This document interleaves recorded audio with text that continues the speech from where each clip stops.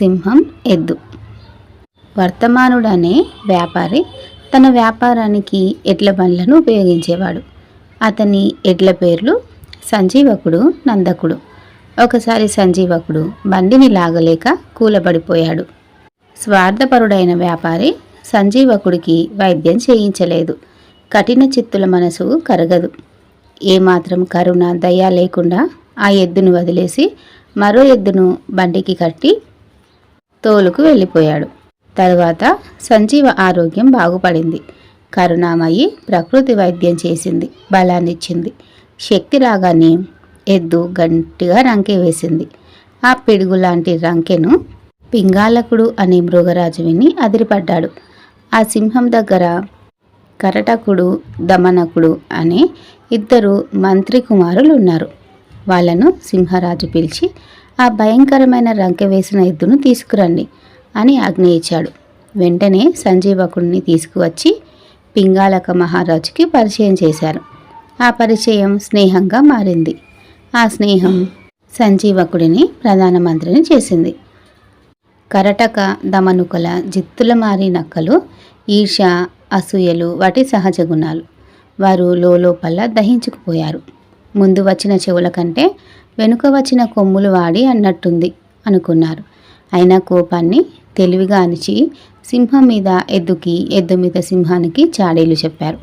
మహారాజా, సంజీవకుడు మిమ్మల్ని రాజభ్రష్టుడిని చేసి తాను రాజవ్వాలనుకుంటున్నాడు అని పింగాలకుడికి సంజీవక, పరమశివుని వాహనమైన మీ వంశం గొప్పది. నీకు రాజ్యార్హత ఉంది. నీ తెలివితో అతడు రాజ్యపాలన చేయడమేమిటి? నీకేం తక్కువ అని బాగా నూరిపోశారు. కరకట, దమనుకలు చెప్పుడు మాటలు స్నేహానికి చేటు తెచ్చాయి. ఒకరినొకరు చంపాలని బయలుదేరి మార్గమధ్యంలో కలుసుకున్నారు. ప్రాణమిత్రులు పరమ శత్రువులైనారు. తోక తొక్కిన తాచుపాముల్లా బుసకొట్టారు. ఇరువురి మధ్య భీకరమైన పోరు సాగింది. మృగరాజుదే పై చేయి కదా. పింగాలకుడు ఒక్క ఉరుకున సంజీవకుడి మీద పడి పీకి రక్కి చంపేశాడు. తమ కుతంత్రం పారినందుకు కరకట, దమనకులు సంతోషించారు. ఎద్దు చావు నక్కలకు పండుగ అయింది.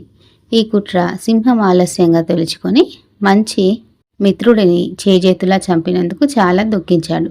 చేతులు కాలాక ఆకులు పట్టుకుంటే లాభం ఉండదు కదా. ఈ కథ యొక్క నీతి, వినేవారుంటే చెప్పుడు మాటల విలువ పెరుగుతుంది. స్వాగతం పలికిన గుహ. వన్యప్రాణులకు గుహలు సృష్టి ప్రసాదించిన ఆవాసాలు.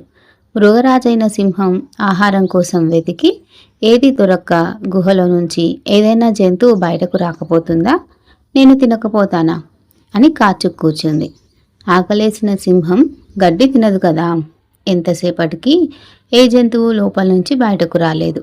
అప్పుడు సింహం, నేనే లోపలికెళ్ళి కూర్చుంటాను. ఆ గుహ యజమాని ఎట్లాగూ తన ఆవాసానికి వస్తాడు, నా నోట్లోకి పోతాడు అనుకుని లోనికెళ్ళి కూర్చుంది. చాలా కాలంగా ఆ గుహలోనే నివసిస్తున్న జంబుకం అనే గుంటనక్క గుహ గుమ్మంలోకి వెళ్ళబోతూ నేల మీద సింహం పాదముద్రలను చూసింది. తెలివికి జిత్తులకు పేరు పొందిన నక్క మెదడులో ఒక ఆలోచన తలక్కున మెరిసింది.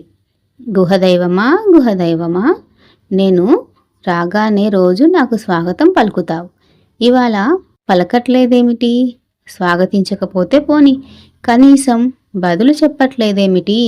పోనీలే, ఇంకో గుహ చూసుకొని వెళ్ళిపోతాను, పోనా అని అడిగింది. నిజంగానే రోజు గుహ నక్కని పలకరించేదని ఇవాళ తనని చూసి భయపడి పలకరించడం లేదనుకొని సింహం గుహ ప్రతిధ్వనించేలా గర్జించింది. స్వాగతం జంబూకమా, స్వాగతం. నీ మీద కోపం లేదు, లోపలికి రా అంది. ఓహో మృగరాజా, లోపల నువ్వున్నావా? సరి సరి కేసరి, నీకో నమస్కారం. గుహ ఎక్కడైనా మాట్లాడుతుందా? గడ్డపగులు ఎగురుతుందా? నీదేనా తెలివి? ఇంకా నీ దారి గోదారే, వెళ్ళు అని జంబూకం పారిపోయింది. ఆకలితో అవమానంతో తలదించుకొని గుహ విడిచి వెళ్ళిపోయింది సింహం. దీని నీతి, తాడి తన్నేవాడుంటే వాడి తల తన్నేవాడుంటాడు.